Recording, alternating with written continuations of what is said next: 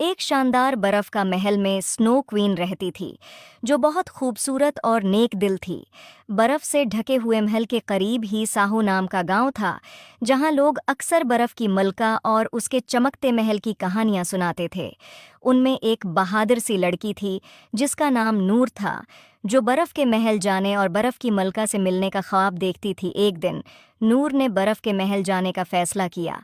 उसने अपने सबसे गर्म कपड़े पहने और दौड़ दूर तक चमकते महल की तरफ रवाना हो गई।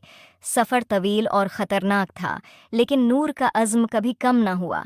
जब नूर महल के करीब पहुंची, तो उसने देखा उसकी खूबसूरत दीवारें चमकते हुए बर्फ़ से बनी थीं और बर्फ़ के टुकड़े हीरों की तरह चमक रहे थे। वो बड़े दरवाजे के करीब पहुंची। नूर ने दरवाजे को छुआ तो एक परी नमोदार हुई। कौन हो तुम और यहाँ क्यों आई हो? नूर ने कहा, मैं बर्फ की मलका को देखने आई हो। परी ने कहा, उसके लिए तुम्हें एक फूल लाना होगा, तभी ये दरवाज़ा खुल सकता है।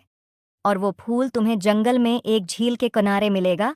और परी ने नूर को एक जादुई सितारा दिया, जो चमक रहा था, और कहा, ये तुम्हारे काम आएगा।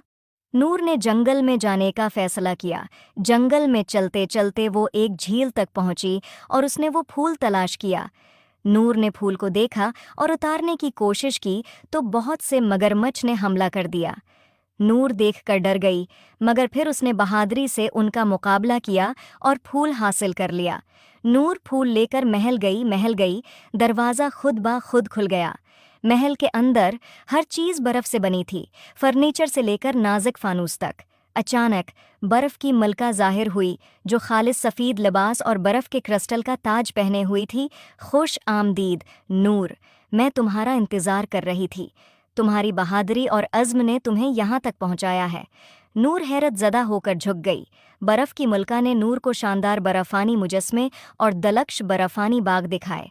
जब सूरज गुरूब होने लगा और बर्फ़ पर सुनहरी रोशनी बिखरने लगी, तो बर्फ़ की मलका ने नूर को एक ख़ास हार दिया, एक बर्फ़ का लाकट जो जादुई रोशनी से चमक रहा था। ये तुम्हारी हर मुश्किल में मदद करेगा, बर्फ़ की मलका ने कहा। नूर ने बर्फ़ की मलका का शुक्रिया अदा किया और वो वापस गायों की तरफ रवाना हो गई। उम्मीद है आपको स्टोरी